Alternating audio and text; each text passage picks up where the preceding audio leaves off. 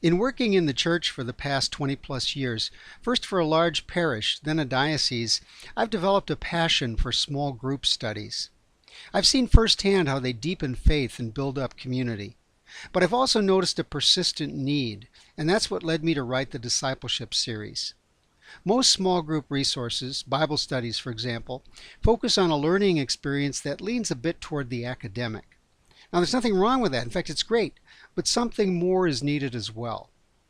Consider Jesus' words in Matthew 25, where he gives us the very basis for admission to heaven. He says, "Inherit the kingdom, for I was hungry, and you gave me food. I was thirsty, and you gave me drink. A stranger, and you welcomed me. Whatever you did for the least of these my brethren, you did for me." It was a deacon who first brought this need to my attention when he met with a men's group in the parish where I worked.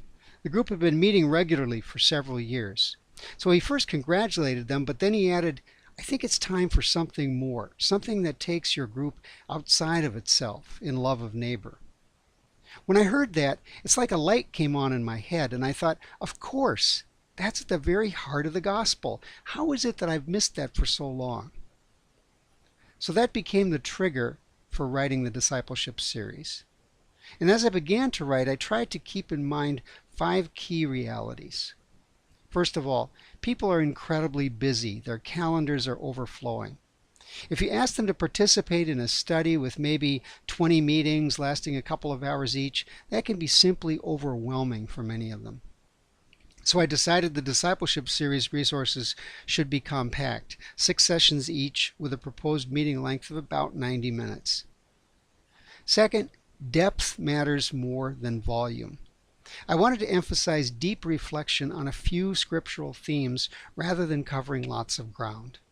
Mostly I've focused on the Gospels, with each session typically beginning with an encounter with Jesus or with one of his parables. Then brief quotes from the Catechism and recent popes help to flesh out the theme of that session. The third key reality is that nothing inspires like true stories. At the center of each session is a brief story of a man or woman touched by God's grace and further illustrating the theme of the scripture. This may be a saint or blessed like Francis of Assisi or Mother Teresa, or it may be someone who's come from darkness and sin into the light of Christ, like Norma McCorvey, the Jane Roe of Roe v. Wade. These stories are unquestionably the highlight of the Discipleship series for most people based on a great deal of feedback I've received. I've tried to make these figures come alive on the page so the reader can almost reach out and touch them. I also wanted to focus on ways that they evidenced love of neighbor to help inspire the Discipleship series' modest component of service. The fourth key reality is a small group resource is only as good as its discussion questions. In the end, we have to be able to answer the question, what does this have to do with me? And finally, people will find joy in a service component as long as they don't feel they're being pressured or checked up on. For the Discipleship series, I decided to propose 1 to 2 hours per month of service, broadly defined as any way that a person gives of themselves for the benefit of others. Even the most menial service can be offered through Christ and from the heart. People who are already giving service can consecrate a couple of hours of what they're already doing rather than feeling like they need to add more.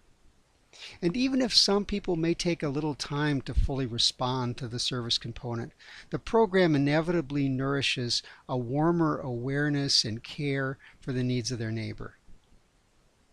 Feedback has shown me that the Discipleship series works well across a large age spectrum.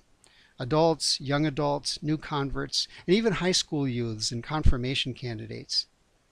Because it's very compact, it's also been used successfully as a resource of renewal for parish staffs, councils, and committees, as well as Catholic school administrators and teachers.